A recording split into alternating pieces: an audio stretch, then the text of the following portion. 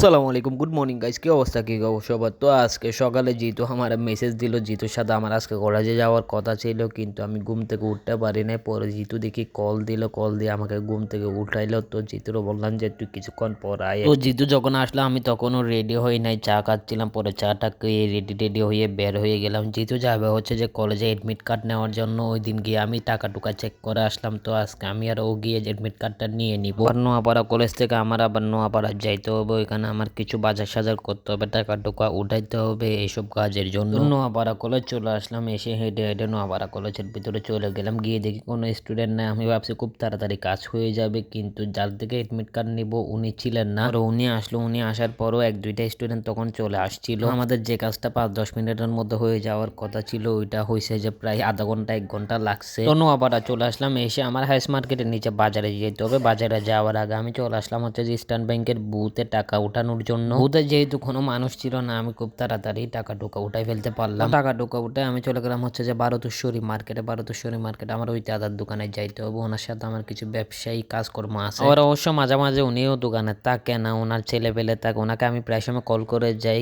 আজকে কল করে যাচ্ছি না, ভাবলাম যে হয়তো থাকবে। তো দোকানে গিয়ে উনি ছিল, ওনার সাথে কাজকর্মে সেরে আমি চলে যাচ্ছিলাম হচ্ছে যে আমিন মার্কেটে। আমিন মার্কেটে আমার একটা জিনিসের রেট দেখতে হবে, যদি ভালো পাই আমি রেট ওইখান থেকে নিয়ে নিব, যদি আর ভালো না পাই নিব না। বাট ওইখানে গিয়ে ওনার সাথে আমার রেটের হয় নাই, তাই আমি নিই নাই। ওইখান থেকে চলে গেলাম হচ্ছে যে বাজারে। বাজার বলতে আমি বাজার করব না বা কাঁচা বাজার বা অন্য কিছু নিব না, শুধু নিব হচ্ছে যে মুরগি। আর মুরগির দোকানটা আমাদের পূর্ব পরিচিত, আমার আম্মু ওইখান থেকে বাজার করে, আর উনি সবসময় আমাদের থেকে কমায় রাখেন। মুরগির দোকানে গিয়ে মুরগি অর্ডার দিয়ে দিলাম। ওর রেট টেট নিয়ে কোনো সমস্যা না, ওনারা আমাদের থেকে অলওয়েজই কমায় রাখেন। তো ওনাদেরকে বললাম যে চিলে 4 পিস করে দিতে। তো এটার জন্য আমি আর জিতু ওয়েট করতেছিলাম। অনেক দোকানে দেখলাম যে মুরগি চিলার জন্য এক্সট্রা টাকা নিয়ে নেয়, কিন্তু এরা চিলেও দিবে, সাথে 4 পিস করে দিবে, কিন্তু এক্সট্রা কোনো চার্জ বা কোনো টাকা নিবে না। তো মুরগি টুরগি নিয়ে আমি আর জিতু চলে যাচ্ছিলাম বাড়ির দিকে। প্রায় 3টা বাজে গেছিল। নোয়াপাড়াতে দেখি অনেক বেশি ধুলাবালি, রাস্তার কাজ চলতেছে এক পাশে, যার কারণে ধুলাবালিও বেশি। এই ধুলাবালিগুলা চুলের মধ্যে ঢুকলে চুল কেমন জানি লেসা লেসা হয়ে যায়, অনেক বেশি বিরক্ত লাগে। শীতকালে এই জিনিসটা